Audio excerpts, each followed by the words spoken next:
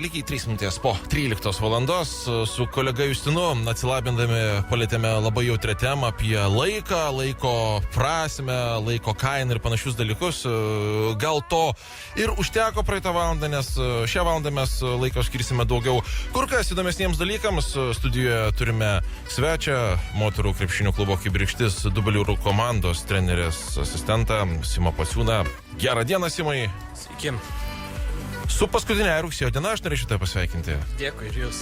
Ar gražus ruduo? Nu, tikrai gražus. Jeigu dar ir spalis bus panašus, tai bus labai šaunu. Ar jūs darot treniruotės lauke? Dabar jau nebe, nes varžybos ant nosies, bet taip, rugsėjo pradžioj, rugpjūčio pabaigoj buvo nemažai lauko treniruočių ir ten iš tikrųjų panelės išliejo daug prakaito. Aš kažkaip galvoju, kad galbūt grynam ore visą tai vyksta kur kas produktyviau, ar čia tik mano tokia nuomonė? Tai vyksta produktyviau, bet vėlgi, kaip minėjau, kai pats sezonas jau ant nosies, tada daugiau pradedi koncentruotis į taktikas ir panašius dalykus, todėl pereini į salę. Tavo pareigos yra asistentas. Kas tai per darbas? Čia toks be 5 minučių treneris? Iš dalies taip. Kaip ir mano pareigos Kibirkšties pagrindiniai komandoje aš ten asistentas, atsiprašau. O dublerėse aš ten vyriausias treneris. Du darbus turi. Nu čia kadangi tos komandos yra giminingos, tai kaip ir vienas tas pats, bet tiesiog dvi skirtingos komandos. Kam reikalingi dubleriai apskritai? Na, dabar paaiškinti neišmanantiems. Yra rimta komanda ir dar yra dublerių komanda. Dublerių komanda yra sukurta tuo pagrindu, kad šiuo atžvilgiu mergaitės matytų savo galimą ateitį ir turėtų kur stengtis. Ir tiesiog jom būtų didžiulė motyvacija, nes yra tokių, kas jų vienmetė, tokia dalia, žaidžia dabar jau pagrindiniai komandoje, jai dar tik 15 metų. Čia yra jau wunderkindė. Nu, šiam momentui taip. Ta talentas, žodžiu. Taip. Tai vadinasi, kiekviena mergaitė žaidžianti dubleriuose potencialiai gali bet kada tapti pagrindinės komandos nare. Taip, iš tikrųjų mūsų toks tikslas yra, kad mes stengsimės gabiausias iš Vilniaus krepšinio mokyklos, iš kitų mokyklų mergaitės imti pradžiai į dublerius, žiūrėti ir jeigu matysim, kad jom tas lygis jau yra kaip per žemas, tuomet jos bus siunčiamos į pagrindinę komandą. Pakalbėkime apie tave. Iš tikrųjų, netrė šiek tiek kalbėjomės, tavo paties gyvenimas irgi neišvengiamai susijęs su krepšiniu. Taip. Bent jau buvo anksčiau ir dabar. Taip, aš pats 12 metų žaidžiau Vilniaus krepšinio mokykloje ir paskui Anglijoje pabaigiau studijas susijusias su treniravimu. Bet ten vėlgi, ten galėjai tu rinktis, kokiu sportu labiausiai domiesi ir kas tau įdomiausia, tai niekam nepaslaptis, kad lietuviai geriausiai išmano krepšinį ir aš tenai taipogi dirbau su universiteto komandom, su profesionalia vyrų komanda ir vėl grįžau į Lietuvą ir toliau tiesiu savo darbus. O ko buvo mokoma tose studijose? Ko išmokai ir kas galbūt senai mokyklai yra visiškai nauja? Iš tikrųjų, Anglijoje labai daug gaunam praktinių žinių ir tiesiog kiekvienas studentas yra skatinamas prisijungti prie kažkokios komandos ir aišku, tu negauni vyriausio trenerio darbo, bet tu būdamas ar asistentu ar kažko panašiu, tu vis tiek tobulėjai, matai, kaip dirba profesionalai, kaip dirba tas vyriausias treneris ir tu iš jo semiesi daug naudingos informacijos ir dabar bandai ją pritaikyti. Na, ne kiekvienas žaidžiantis krepšininkas tampa treneriu ir ne kiekvienas žinoma nori. Kodėl pačiam toks noras atsirado? Nežinau, aš gan anksti supratau, kad iš manęs geras krepšininkas nebus, bet čia skaudu pripažinti savo pačiam, tai ar ne? Tas skaudu buvo pripažinti gal kai tu kokių 14-15, kai dar... Nebūsiu Medžikas, ne!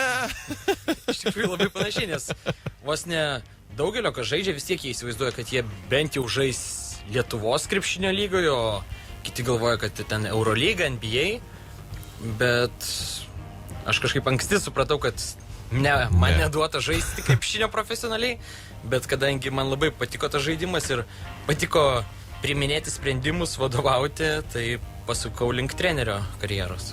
Kiek laiko Anglijoje mokysi? 3 metus. 3 metus. Tai čia grįžai ir nusprendai, kad tos žinios vis tik reikalingesnės savo šalyje, o ne ten.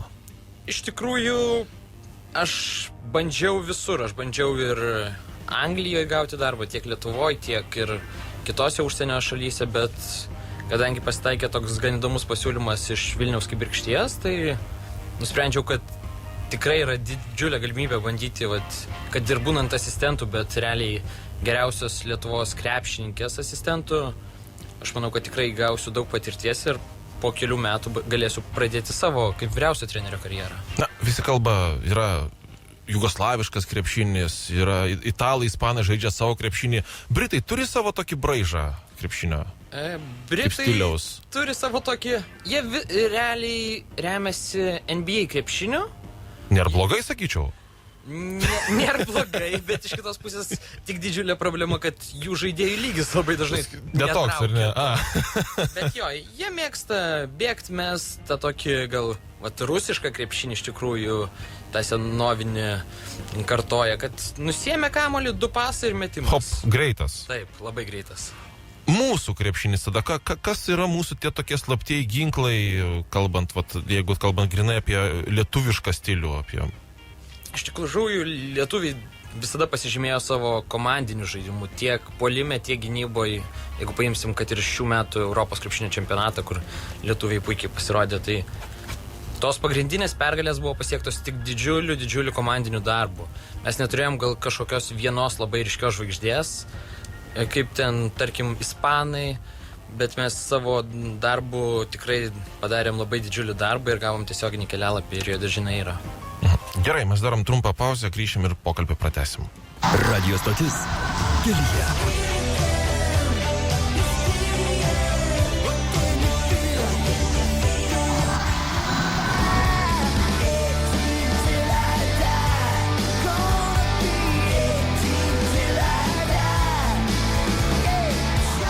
Vėlgi turim tokį pakankamai mistišką laiką. 13 minučių po 13 valandos mes toliau žygiame priekį su laida Be stabdžių ir kalbame šią valandą daugiau apie moterų krepšinio klubą Kibirkštis ir kalbiname trenerės asistentą Simą Pociūną. Daug dalykų jau išsiaiškiname, dabar jau truputėlį bandysime konkrečiau pasikalbėti. Kaip ir sakai, tavo darbas yra padėti treneriai pagrindinėje komandai ir taipogi dar vadovauti dubleriams. Taip. Tai... Kur sunkiau ar kur lengviau? Iš tikrųjų gal labai sunku pasverti, nes visų pirma tos pagrindinė komanda turi žymiai daugiau treniruočių ir gal būtų galima sakyti, kad ten lengviau, nes ten jau praktiškai visos profesionalės ir jos supranta, kad jos iš to valgo duoną. Reikia klausyti trenerio. Reikia klausyti, reikia. O jaunesnės vis tiek jom dar šalia ir mokslai, ir kitos pramogos, tai ir tiesiog jos dar turi prioritetą moksleivių krepšinio lygą, tai aš su jom dirbu per savaitę tik tai kokius 3-4 kartus. Ir aišku, siekiant rezultatų norėtųsi daugiau tų treniruočių, bet supranti, kad nelabai yra galimybės. Aš įtariu, kad dubleriuose maištavimo daugiau to tokio. Vis tiek tai yra jauni žmonės, jie turi didesnius gal lūkesčius. Nu, iš tikrųjų, gal maištavimo nėra daugiau, bet yra nuomonių daug ir skirtingų. Pavyzdžiui, profesionalioje komandoje, jeigu trenerė pasakė, visas daro.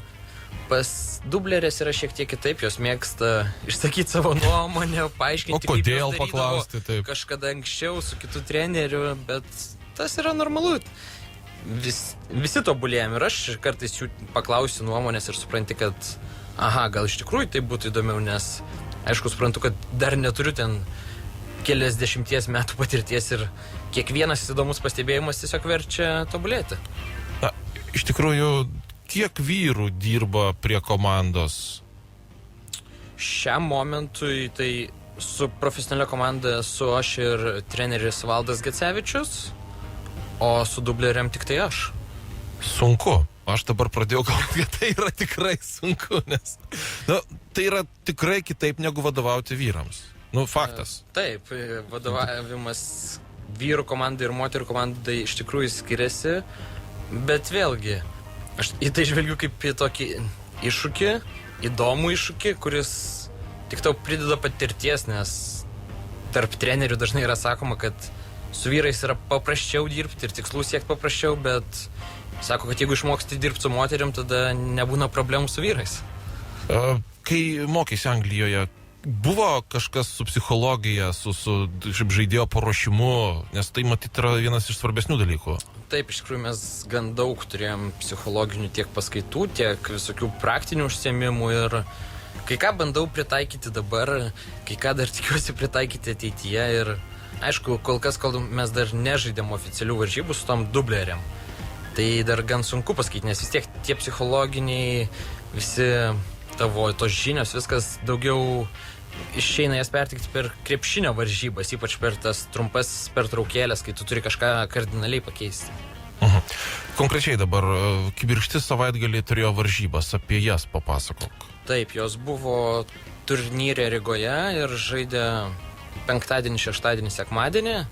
Visos 3 dienos? Taip, visos 3 dienos. Be poilsio? Be poilsio. Rimta, sakyčiau čia, Iš tikrųjų taip, 3 varžybos be poilsio ir aš ypač trečiosios, aš manau. Tos pagrindinės žaidėjos, kurios vis tiek traukia didesnį krūvį, tai tikrai turėjo pirmadienį laisvą ir vakar aš jas, pavyzdžiui, mačiau štanginėje. Iš tikrųjų, kai kurios dar matėsi, kad dar yra pavargusios ir jam sekasi gan sunkiai tiek tuos svorius kelti ar kažką, bet tai yra labai normalu ir jos šią savaitę vėlgi ruošis. Daugiau toks lengvesnis gal pasirašymas, o kitą savaitę jau jos penktadienį žaidžia pirmas oficialias varžybas Lietuvos moterų krepšinio lygoje, tai tenai jau, manau, bus pilnai atsigavusios ir pademonstruos puikų žaidimą. O kaip sekės Rygoje? Rygoje penktadienį ir šeštadienį jos išlošė.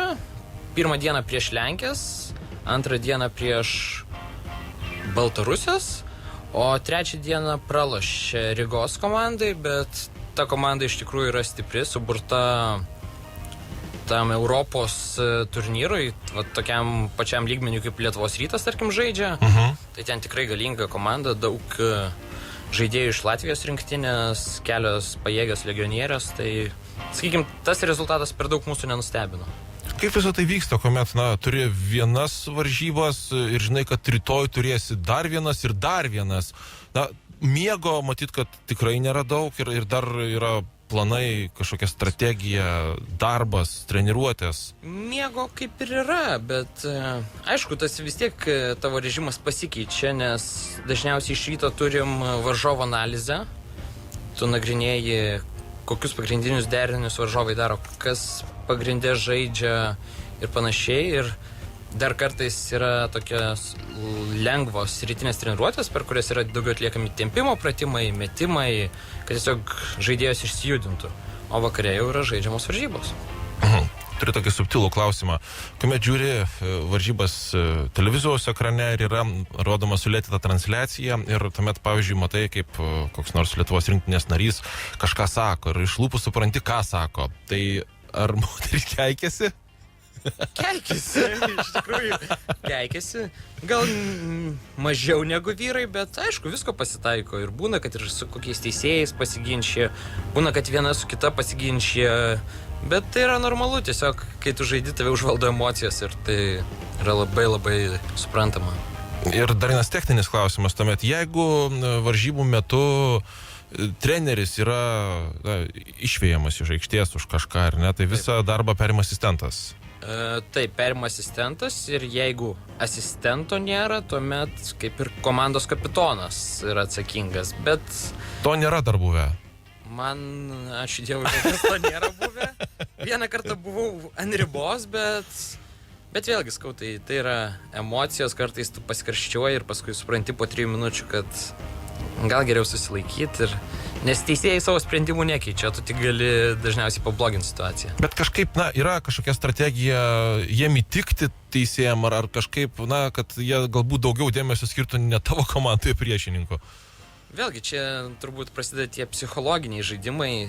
Kiekvienas geras treneris žino, kaip paspausti teisėją, kaip su juo šnekėti, ką pasakyti, bet aukšto lygio teisėjai stengiasi tai vėlgi nereaguoti ir būna jie tikrai suinteresuoti kuo geriau švilpti ir nenulemti baigties, nes jeigu teisėjas nulėmė baigti, tai tada būna labai labai daug ginčių ir niekas to nenori tiesiog.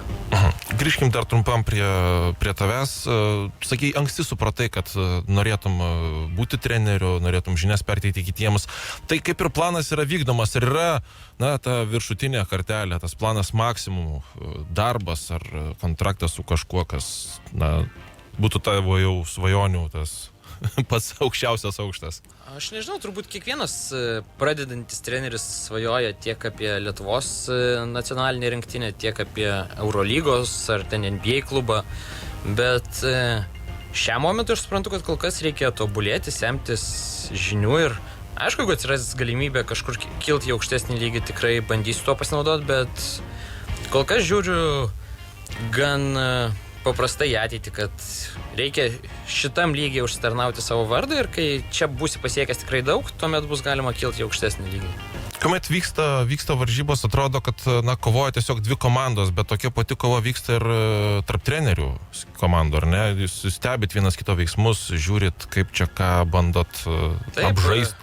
Aišku, kad vyksta ta trenerių tokia, aišku, neakivaizdinė ta kova, bet net gaunasi taip, kad tu matai, kad išleido varžovas kažkokią priešinkę, tarkim, kuri negali taip gerai varyti kamuolio ar ten taip gerai organizuoti kokių derinių, tu išleidi savo stipriausią gynėją ir jai liepi tik tai ją persekioti, bandyti perimti kamuolius, taip pat ten su aukštaūgiam.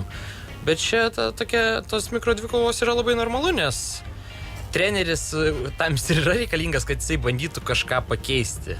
Ir kiekvienas treneris turi kažkokią savo viziją ir bando ją įgyvendinti. Koks buvo tavo skaudžiausias pralaimėjimas? Čia visiškai nesvarbu, ar pats žaidėjai, ar jau buvai treneriu. Turbūt pats yra prisiminimas, kur grįžta nakčia. Aišku, yra. Dar kaip pats žaidžiau, mums buvo turbūt 13-14 metų ir mes žaidėm tokioje Europos jaunimo turnyre. Ir ten buvo finalinis ketvirtas ir mes žaidėm finale ir po paskutinę sekundę pataikyto metimo pralošėm finalą 1 tašku. Ir iš tikrųjų vaizdo medžiagoje matėsi, kad tas metimas kaip ir neturėtų būti skaitytas, bet dar skaudžiau. Kadangi visą tai vyko Rusijoje ir žaidėm prieš Rusijos komandą, tai suprantam, nelabai taip, viskas kaip. O pats mieliausias prisiminimas arba tai euforijos akimirka? Iš tikrųjų vėlgi jų yra buvę nemažai, tiek kaip pats žaidžiau dar, tiek kaip treneris, nes dar būdamas 12 klasėje jau treniruodavau mėgėjų komandą, su kuria kaip ir nepasiekėm labai didelių aukštumų, bet tikrai buvo malonių pergalių. Buvom su savo komanda pasiekę pergalių. Ir turbūt vienas iš tokių didžiausių tai yra 2013-2014 metų sezone laimėtos Anglijos čempionatas su profesionalia komanda. Aišku, aš ten toj komandai nedidelį vaidmenį atlikau, bet vis tiek prisidėdavau tiek treniruotėse, tiek vaizdo peržiūros ir panašiai. Fantastika. Tiek, manau, šiandien. Ačiū Simai, kad atkeliavai, buvo žiauriai įdomu. Gerai, ačiū, kad pakvietėt. Iki kitų kartų. Iki. Ate.